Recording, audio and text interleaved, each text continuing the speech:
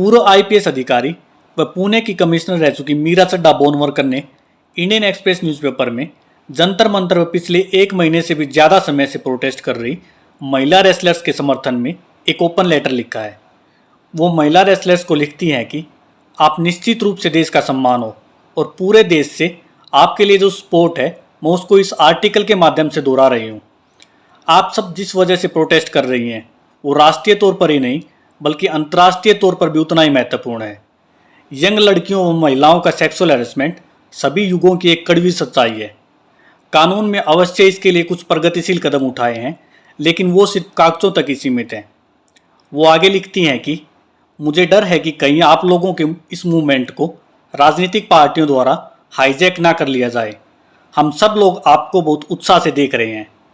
कुछ लोग ओपनली बोलकर आप लोगों का सपोर्ट कर रहे हैं जबकि कुछ लोग साइलेंटली आपका सपोर्ट कर रहे हैं।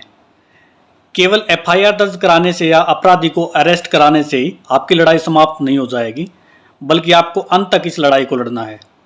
वो आगे कहती हैं कि हम शर्मिंदा हैं कि आपको केस रजिस्टर करवाने के लिए भी सुप्रीम कोर्ट की मदद लेनी पड़ी। नॉर्मल प्रक्रिया में एक कांस्टेबल भी एफआईआर दर्ज कर सकता है या ज़्यादा से ज़्यादा एफआईआर दर्ज करने से पहले वह कांस्टेबल अपने इंस्पेक्टर से बात कर सकता है। लेकिन आप लोगों को 3 महीने तक इंतज़ार करना पड़ा, प्रोटेस्ट पर बैठना पड़ा व सुप्रीम कोर्ट में पिटीशन डालनी पड़ी, तब जाकर आपकी एफआईआर दर्ज हुई। की बेटी ऐसे रो रही है, सभी से अपील है सुबह तक दिल्ली पहुंच जाओ। अगर अब नहीं बचा पाए तो कभी नहीं बचा पाओगे बेटियों की इज्जत को। यह सब दर्शाता है कि कानून लागू करने वाली एजेंसियों पर सरकार का किस हद तक नियंत्रण है।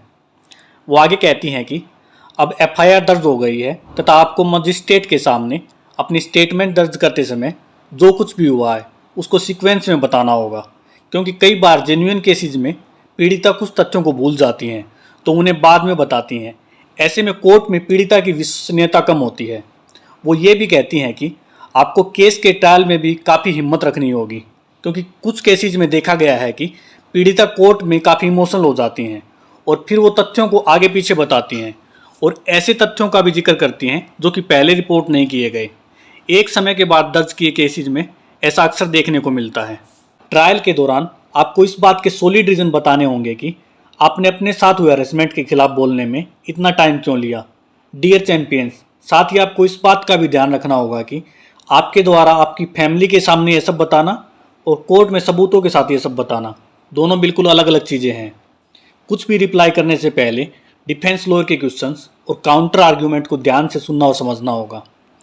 आपको ट्रायल के अंत तक तथा फैसला सुनाए जाने तक अपने आप को मजबूत रखना होगा। शायद इसमें 3 से 5 साल तक का समय लग सकता है।